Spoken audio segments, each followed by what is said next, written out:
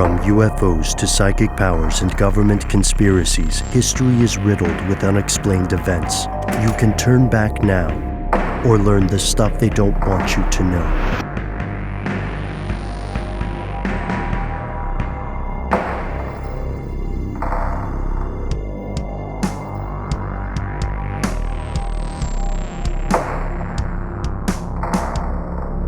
Matt, this first story today is pretty close to you because it ties into a show that you yourself executive produced. Yes, you're right. It has to do with Atlanta Monster, the Atlanta missing and murdered children case, or the Atlanta child murders, as it's also known. What I have to tell you today is not a major breakthrough, but it is very promising, I would say, in terms of hopefully finding some new answers or strengthening a case or building an entire new one. So the mayor of Atlanta, Keisha Lance Bottoms, she made an announcement about 10 days ago as we record this. And I'm going to read you what she said, guys, and we can maybe jump out and discuss as we go along this announcement.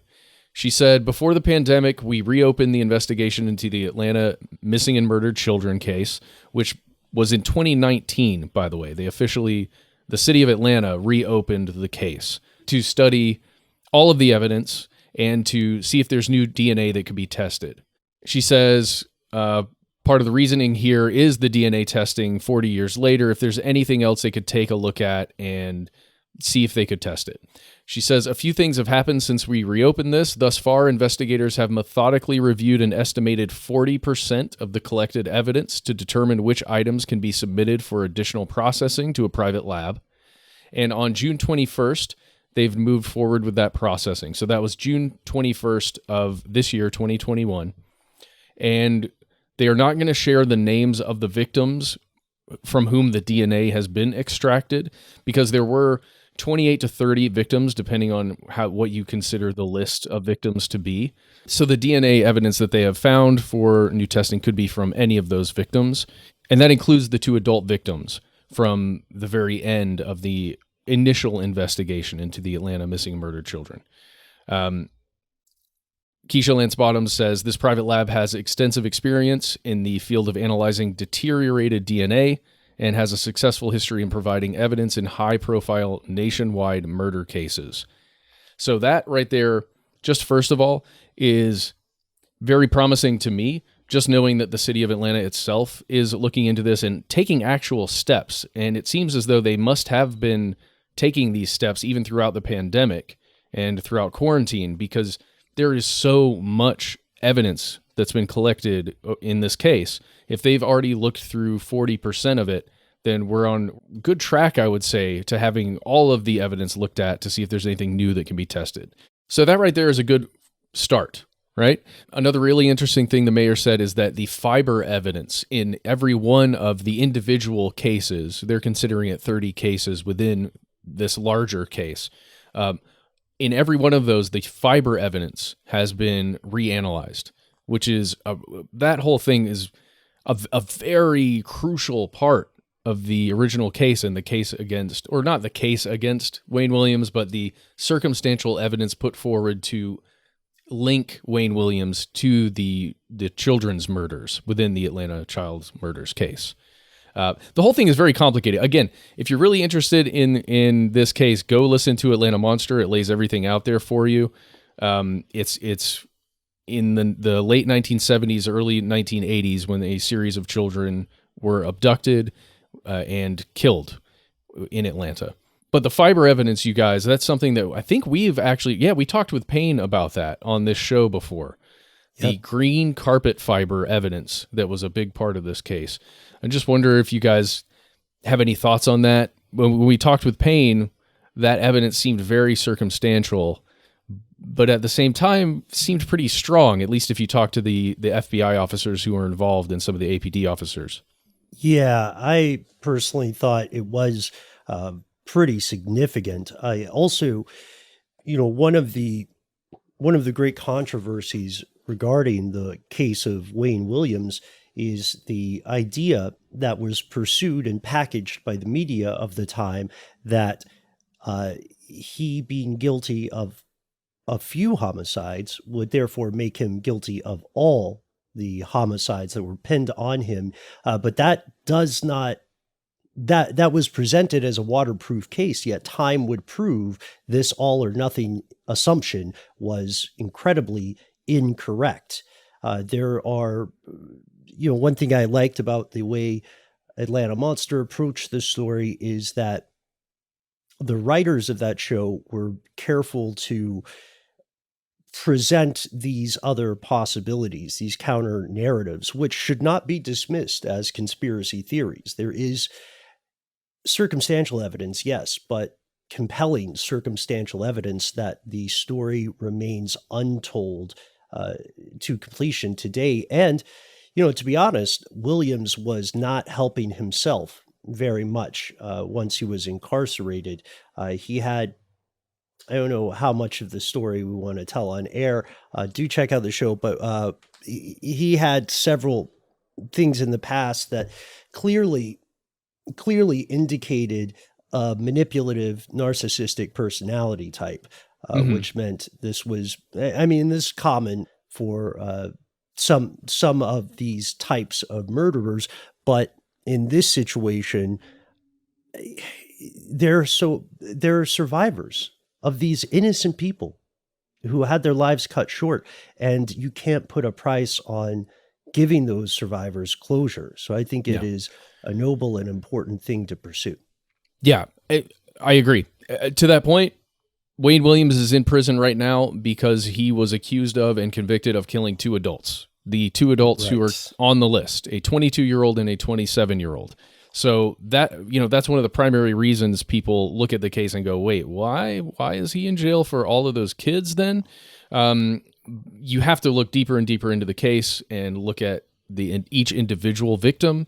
And, there are some weird connections that I would say are a little out there, seem like it couldn't be coincidence. But you never know. It could be absolute coincidence because there's not a ton of information to go on when you're looking at hard evidence that was presented in a court. And that's why this stuff is so interesting, I think. And in my opinion, I'll go ahead and say this. In my opinion, Wayne Williams is not guilty of all of the crimes that are on that list, all the murders and abductions and terrible things that are on the official list. And there are still people out there somewhere, some of whom may still be alive, who had something to do with this, at least of one victim or more. Yeah, there's a possibility of a couple of genres of cover-up, right? Because again, the problem is these are presented as all or nothing stories, but the real world is not an all or nothing thing. Very few things are that clear cut. So I think there were 30 cases, at least 2 dozen involved children between the ages of 7 and 17. So the two that Williams was convicted of, they don't fit the profile of whomever was doing this. If it were indeed a single killer, one of the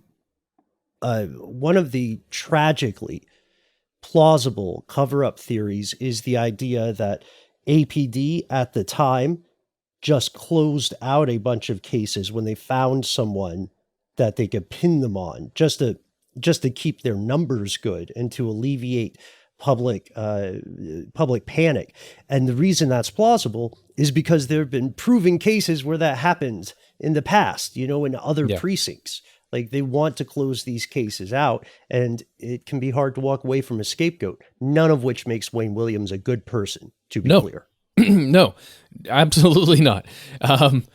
But it does mean that there may have been some child exploitation rings, like groups of people that were active and were a part of this. That's a possibility. There is also a possibility that's explored in the podcast of some white supremacist groups or individuals who were a part of this. So, knowing that this DNA is being searched for and retested is great. I'm so glad that it's happening. I'm excited that it's happening. Go ahead. What do you think the best case scenario is? Like, what could this lead to? There being so many possibilities. I mean, do you really think this is a road to like a definitive answer, like a singular identity, or just the opening of some more doors, perhaps? I think it's hopefully an opening to multiple doors, because again, it's exactly what Ben said. Each individual child and case within the larger case should be examined on its own. And, the connections to a possible serial killer are there in some of them, in many of them, but not in all of them. And I'm just, best case scenario is that this DNA gets tested and it leads to someone completely different that was on the radar of investigators at the time, but that person was just, chosen not to be looked at further. Or, craziest scenario, there's DNA that's linked to somebody who was prominent either within the investigation or, within the city at the time. Well, it certainly could make more plausible one of these other theories, perhaps. Like if it's something that's connected to maybe something that would have been considered fringe, it could really quickly reel that in from the fringe areas. Or it comes back and it's him, and it's Wayne Williams. Yeah. Sorry, Ben. Sorry, guys, this is I think fourth time's the charm of my or here. Or sorry. Or it could lead to someone who is alive, who gets implicated with DNA evidence of one of these murders, and they talk to investigators. I think that's one of, like, Williams is intransigent right now, stubborn, and not forthcoming with information. But this, like, to me, one of the best case scenarios would be if they find someone, whether prominent or not, as you said, Matt, and that person is alive, is lucid, and starts talking about what they believe really happened or what their involvement was. Because then that goes from a snail's pace of a closed case to a watershed of revelations. Dude, that was a snail's pace to a closed case. Dude, write that down. Yeah. Write that down. That's really good. Here's the best part, you guys. There are at least 2 cases in which new DNA samples were able to be extracted, and they've been sent off for testing. So we'll find something out within a month's time. So a couple of weeks from now, hopefully. And, what was the other thing? They expanded the timeline out back in time to 1970 and forward in time to 1985, well after Wayne Williams was in prison, just to see if there were any additional victims that were not caught and ever put on a list or never even considered victims because they had a suspect in jail. So all of that stuff coming forward, there's new life to this case now. And hopefully a few of these family members of these victims will get the closest thing that you can get to closure, which is just knowing what the hell happened. And not to interrupt, but that is one of the ever-present theories, right, Matt? Ever since the arrest of Williams, one of the theories was that there were child murders that continued and that simply weren't treated with the same amount of publicity. Is that correct? Yes, and or that happened well before the list was begun. So there's so much controversy around all of that stuff. Listen to the show if you haven't yet. It's worth your time. I want you guys to know that I called the APD and talked to somebody. There's an officer right now that is looking to give us some updates. So when anything comes through, we'll find out. And if it's worth it, we'll let you know.